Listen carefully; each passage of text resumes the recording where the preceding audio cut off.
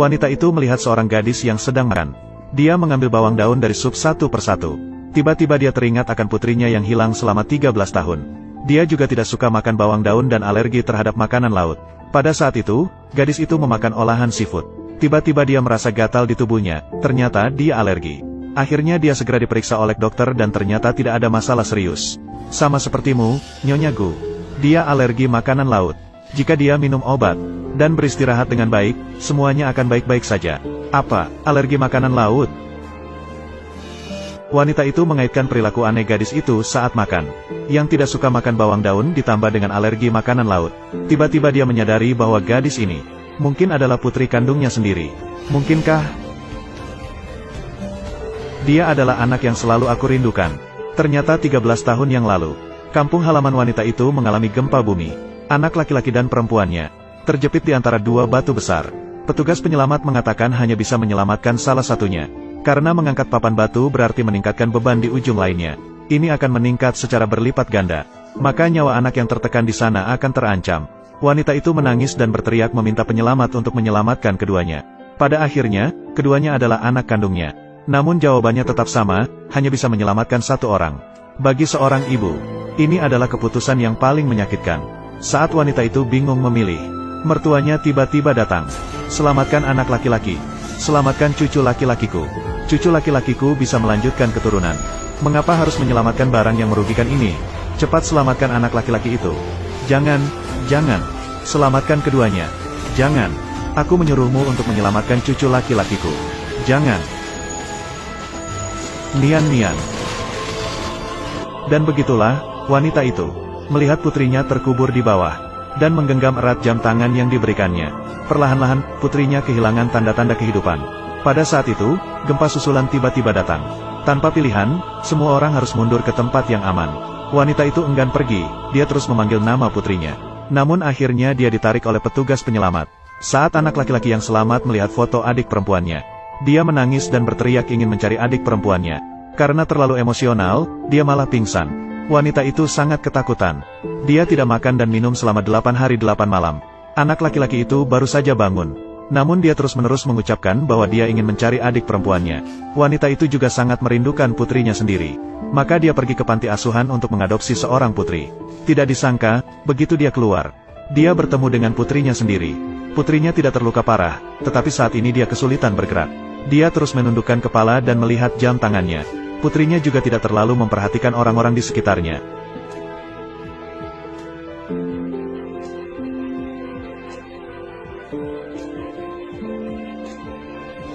Apa yang terjadi dengan Yuyu?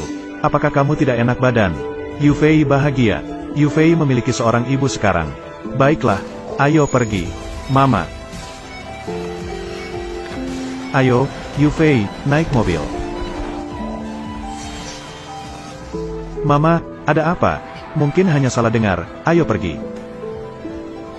Mama. Mama, aku adalah Nian. Aku di sini. Mama. Aku adalah Nian. Aku adalah putrimu. Mama, tunggu aku. Ah, Mama jangan tinggalkan aku. Aku akan menjadi anak yang baik, Mama. Nian yang malang terjatuh di tepi jalan. Orang-orang yang lewat mengira dia adalah anak yatim yang selamat dari gempa bumi. Mereka tidak memikirkannya dan pergi. Pada saat itu, seorang pengemis tua melihatnya. Dia membawanya pulang dan merawatnya. Begitulah, 13 tahun berlalu. Nian tumbuh menjadi gadis cantik dan bijaksana. Setiap kali ujian, dia selalu mendapatkan peringkat pertama di kelasnya. Sementara ibu kandungnya, setelah berjuang, dia menjadi orang terkaya di daerah itu. Karena dia mengira Nian telah meninggal dalam gempa bumi tahun itu.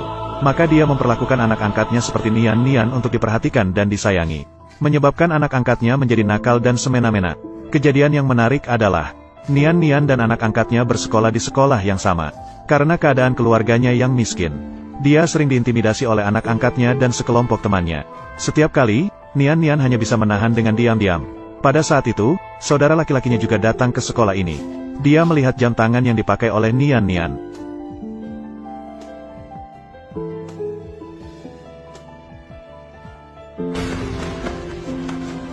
Adik perempuan, aku kakakmu. Jam. Kakak, kamu juga datang. Jam. Adik perempuan. Adik perempuan. Kakak, lihatlah pertunjukan yang bagus ini. Kenapa kamu diam saja? Kakakku sudah menunggu dengan cemas. Baiklah. Sayangnya, setelah anak laki-laki kehilangan Nian-Nian, dia menderita autisme dan menjadi bodoh. Dan Nian-Nian juga tidak mengenali kakaknya sendiri. Akibatnya, anak angkatnya semakin berani. Dan perlakuannya semakin tidak terkendali. Ini untukmu. Ini untukmu. Wei Wei. Seorang pengemis kecil. Apa ini? Tunggu sebentar. Nona Gu memanggilmu. Apakah kamu tuli? Jangan. Jangan.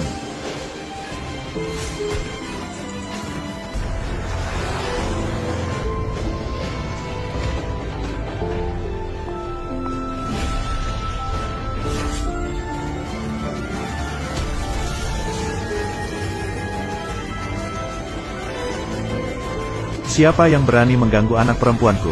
Mama, itu dia. Mama, Nyonya Gu, itu adalah pengemis ini. Itu benar. Bahkan dia melukai Nona Gu.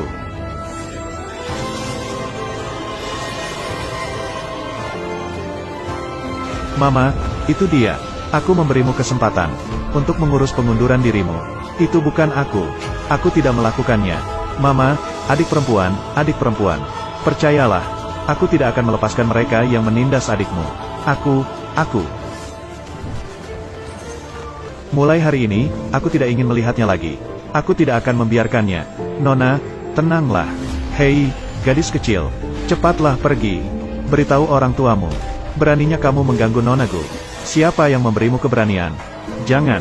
Dia tidak perlu berhenti sekolah. Asalkan pengemis tua ini berlutut di hadapanku. Aku akan membiarkannya. Aku tidak salah. Kamu masih tidak menyesal. Pengawal.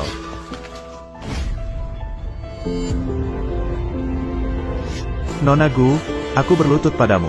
Kakek, jangan. Kakek, jangan. Kakek.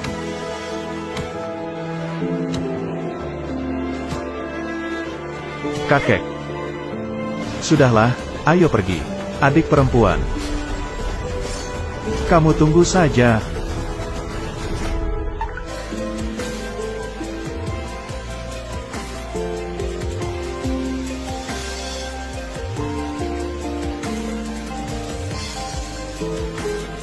Kakek, cepat bangun.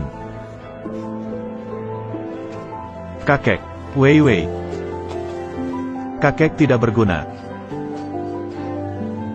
Membuatmu menderita. Tidak kakek. Kamu sangat berharga di dalam hatiku. Kakek adalah kakek terbaik. Jika kamu masih hidup, itu akan sangat baik. Halo. Nyonya Gu, Sekolah Bisnis Elliston, mengundangmu besok pukul 10 pagi, untuk menghadiri upacara penghargaan. Baik, aku mengerti. Sekolah akan segera mengadakan upacara penghargaan. Namun Nian-Nian dihentikan oleh seorang anak angkat dan teman-temannya. Nian-Nian segera berlari ke segala arah. Tapi dia seorang gadis, dia bukan lawan yang sepadan. Dia segera ditangkap. Yang menanti dia adalah penderitaan seperti mimpi buruk. Sementara itu, wanita itu diundang untuk menghadiri upacara penghargaan. Setelah pidato yang megah, pembawa acara memanggil Nian-Nian naik ke panggung untuk menerima penghargaan. Namun tidak ada bayangan Nian-Nian di dalam kelas. Pada saat itu, kakek Nian-Nian melirik ponsel teman Nian-Nian.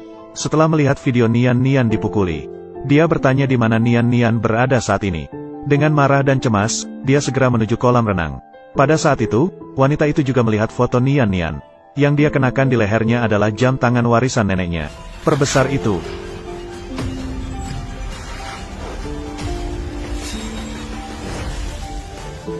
Jam. Adik perempuan. Itu adalah adik perempuan. Lepaskan. Itu adalah dia. Itu dia. Lihat. Dia masih berani bersembunyi. Kamu masih berani bersembunyi.